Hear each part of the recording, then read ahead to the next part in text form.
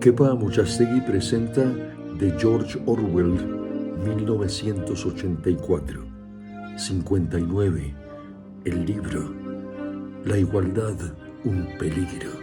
Las nuevas doctrinas surgieron en parte por la acumulación de conocimiento histórico y por el aumento del sentido histórico que apenas había existido antes del siglo XIX.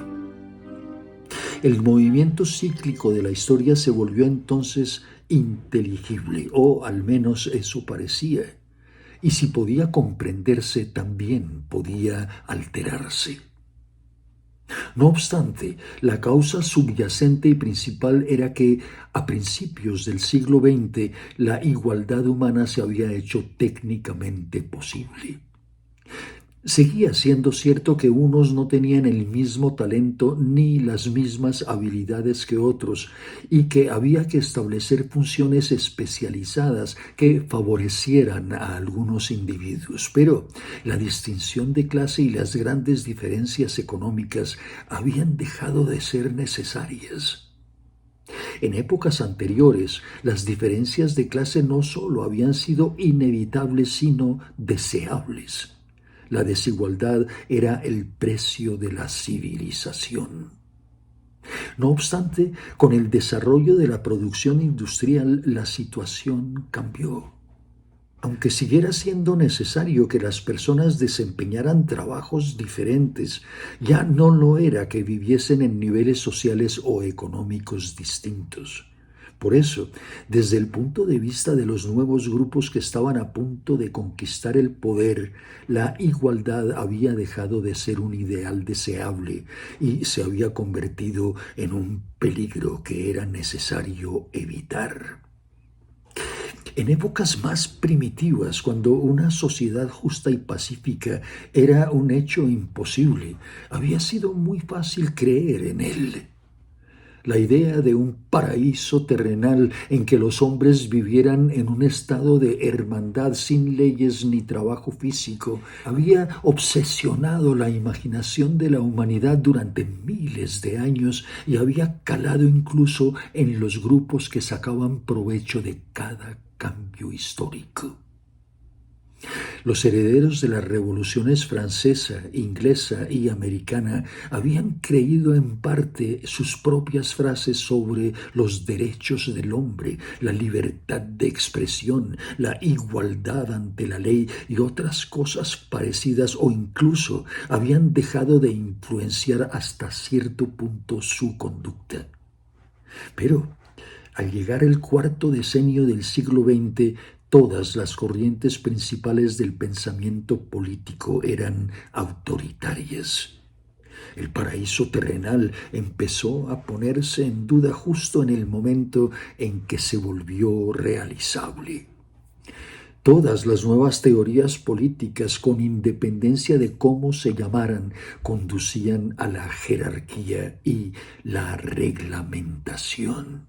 Y con la radicalización general se produjo en torno a los años 30 prácticas abandonadas desde hacía tiempo, en algunos casos cientos de años, como el encarcelamiento sin juicio previo, el uso de los prisioneros de guerra como esclavos, las ejecuciones públicas, la tortura como medio para obtener confesiones, el uso de rehenes y la deportación de poblaciones enteras.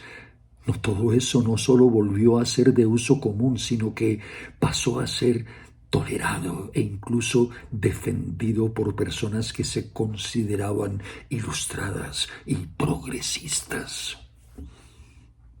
El Saussure y las ideas rivales no emergieron como teorías totalmente elaboradas hasta transcurrido un decenio de guerras nacionales y civiles, y revoluciones y contrarrevoluciones en todo el mundo, aunque sus antecesores fueron los diversos sistemas, por lo general llamados totalitarios, que habían aparecido a principios de siglo, y hacía mucho que eran evidentes los principales rasgos del mundo que surgiría de aquel caos. No menos evidente era qué clase de personas controlaría dicho mundo.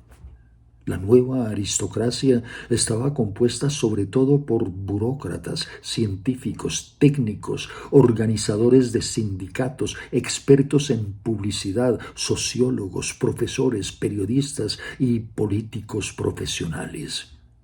Esa gente cuyos orígenes estaban en la clase media asalariada y los escalones más altos de la clase obrera había entrado en contacto y se había unido por la esterilidad del monopolio industrial y el gobierno centralizado. En comparación con las clases dirigentes de otras épocas, eran menos avariciosos y les tentaba menos el lujo y más el poder en estado puro, y sobre todo eran más conscientes de lo que estaban haciendo y más implacables a la hora de aplastar a la oposición. Esa última diferencia era crucial. Comparadas con las que hoy existen, todas las tiranías del pasado eran blandas e ineficaces. Los grupos gobernantes siempre estaban contaminados hasta cierto punto por ideas liberales. No les preocupaba dejar cabos sueltos ni lo que pudieran pensar sus súbditos. Incluso la Iglesia Católica en la Edad Media era tolerante según los patrones modernos. En parte se debía a que en el pasado ningún gobierno tuvo la posibilidad de mantener a sus ciudadanos bajo vigilancia constante. La invención de la imprenta, no obstante, facilitó la manipulación de la opinión pública, y el cine y la radio acentuaron ese proceso. Con el desarrollo de la televisión y de los avances técnicos que hicieron posible transmitir y recibir al mismo tiempo por el mismo aparato, la vida privada llegó a su fin. La policía tuvo que observar 24 horas al día a todos los ciudadanos, al menos a los que valía la pena vigilar, y someterlos al sonido de la propaganda oficial, al tiempo que se cerraban todos los demás canales de comunicación. Por primera vez fue posible imponer no solo una completa obediencia a la voluntad del Estado, sino una absoluta uniformidad de opinión en todos los súbditos. Tras el periodo revolucionario de los años 50 y 60, la sociedad se reagrupó, como siempre, en clase alta, media y baja. Pero la nueva clase alta, a diferencia de sus antecesores, no actuó por instinto, sino que supo lo que hacía falta para salvaguardar su posición. Hacía mucho que había comprendido que la única base segura para la oligarquía es el colectivismo. La riqueza y los privilegios se defienden más fácilmente cuando se comparten. La supuesta abolición de la propiedad privada que se produjo a mediados del siglo supuso en realidad la concentración de la propiedad en muchas menos manos que antes, pero con la siguiente diferencia. Los nuevos propietarios pasaron a ser un grupo en lugar de una masa de individuos. De forma individual, ningún miembro del partido posee nada, salvo algunas pertenencias personales.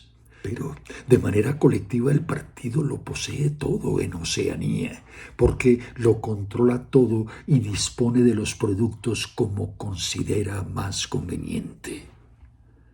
En los años que siguieron a la revolución pudo ocupar esa posición de mando casi sin oposición, porque el proceso entero se presentó como un acto de colectivización. Siempre se había dado por supuesto que si se expropiaba a la clase capitalista se impondría el socialismo, y era indudable que se había expropiado a los capitalistas, las fábricas, las minas, las tierras, las casas, los medios de transporte. Todo se les había arrebatado, y puesto que había dejado de ser propiedad privada, lo lógico era que fuese propiedad pública.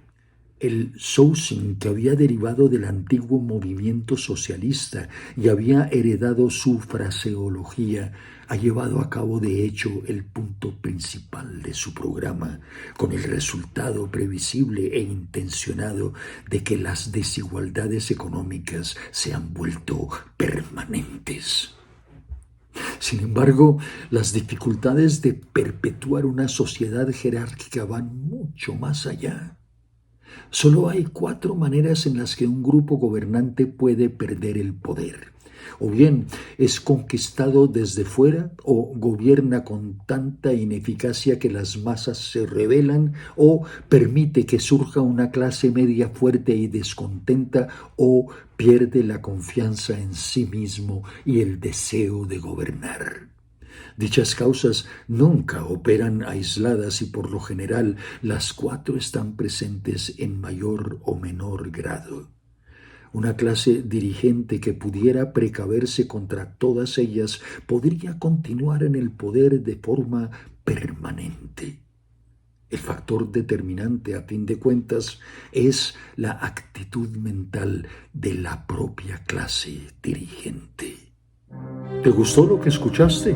Suscríbete a mi canal www.youtube.com/@quepamo. Encontrarás ahí más de 300 videos para todos los gustos, para todas las edades. No olvides hacer clic en me gusta y en la campanita para que recibas notificaciones cada vez que publique algo nuevo. Recuerda, ya puedes convertirte en miembro de mi canal, es decir, en patrocinador mío. Ahí arriba, a la derecha, hay un letrerito que dice unirse. Dale clic y escoge el plan que prefieras. Eso es todo. Ahora, si quieres ayudarme aún más eficazmente, entra a mi página de Patreon, www.patreon.com/quepaamuchastegui, así, en una sola palabra, y colabórame con tu aporte mensual. Son 2 maneras de patrocinarme para que yo pueda dedicarme de tiempo completo a esta labor que tanto me gusta y que te sirve a ti para entretener esos ratos vacíos. Muchísimas gracias.